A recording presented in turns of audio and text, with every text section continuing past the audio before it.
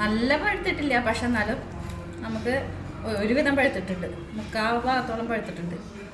അപ്പോൾ ഞങ്ങൾ കഴിച്ചിട്ട് ഞാൻ പറഞ്ഞില്ല കുറേ വർഷമായി ചക്ക പഴുത്തതൊക്കെ കഴിച്ചിട്ട്. കാരണം ഇത്രയും പൈസ ആയ കാരണം കൊണ്ട് വാങ്ങിക്കാറൊന്നുമില്ല. പക്ഷെ അവളെവിടെ കണ്ടാലും അവൾക്ക് വേണം ചക്ക.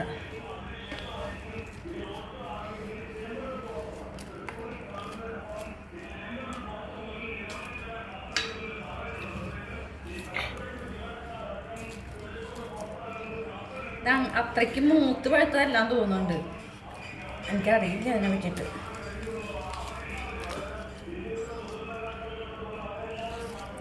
ഒരുപാട് ചക്കയും മാങ്ങയും ഇഷ്ടം പോലെ ചക്കകളും മാങ്ങകളും ഒക്കെ ഉള്ള വീട്ടിലായിരുന്നു ഞാൻ. പക്ഷെ കല്യാണം കഴിഞ്ഞ പിന്നെ എവിടേക്ക് വന്ന് നോക്കിയപ്പോൾ ചക്കൊക്കെ ഭയങ്കര ക്ഷാമമാണ്. ഞങ്ങളുടെ വീട്ടിൽ ചക്ക ഇട്ട് കഴിഞ്ഞിട്ടുണ്ടെങ്കിൽ എല്ലാ വീടുകളിലേക്കും ഞങ്ങൾ കൊണ്ടുകൊടുക്കും. ചക്കയിലും മാങ്ങയിലും എല്ലാ വീടുകളിലേക്കും ഞങ്ങൾ എത്തിച്ചു കൊടുക്കും. ഞങ്ങളുടെ വീട്ടിലാണ് കൂടുതൽ ചക്കയും മാങ്ങയുള്ളത്. അപ്പോൾ എപ്പോൾ ഞങ്ങളെ ചക്ക ഇട്ടുണ്ടെങ്കിൽ അപ്പം അതെല്ലാവർക്കും എത്തിക്കും. അല്ലെങ്കിൽ അവിടെ ഉള്ളവർ തന്നെ വന്ന് ചക്ക എല്ലാവരുടെ അടുത്ത് അമ്മ പറയും, ചക്ക ഉണ്ടായിട്ടാ കൊണ്ടോക്കോട്ടാന്ന് പറയും. അപ്പോൾ അവർക്ക് ആവശ്യമുള്ളപ്പോൾ വന്ന് ചക്കയിലും മാങ്ങയിലും ഇട്ട് മാങ്ങ പൊട്ടിച്ച് അവർക്ക് ആവശ്യമുള്ളതൊക്കെ പൊട്ടിച്ച് കൊണ്ടുപോകും. പക്ഷെ ഇവിടെ വന്ന് നോക്കിയപ്പോൾ എല്ലാറ്റിനും ഭയങ്കര വില, എല്ലാത്തിനും.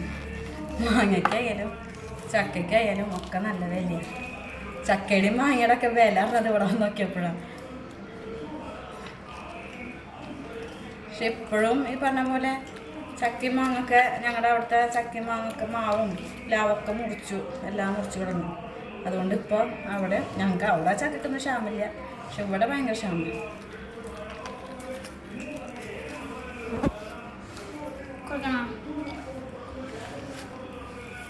ടുട്ടുവിന് ചക്ക ഇഷ്ടമാണ്.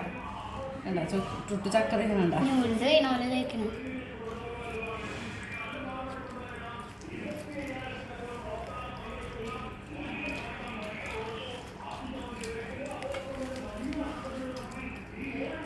ചക്ക ടുട്ടുവിന് ഇഷ്ടം. ചക്ക മാങ്ങൊക്കെ ടുട്ടു കഴിക്കും, ചക്ക അല്ലാതെ ഇഷ്ടം ടുട്ടുവിന്.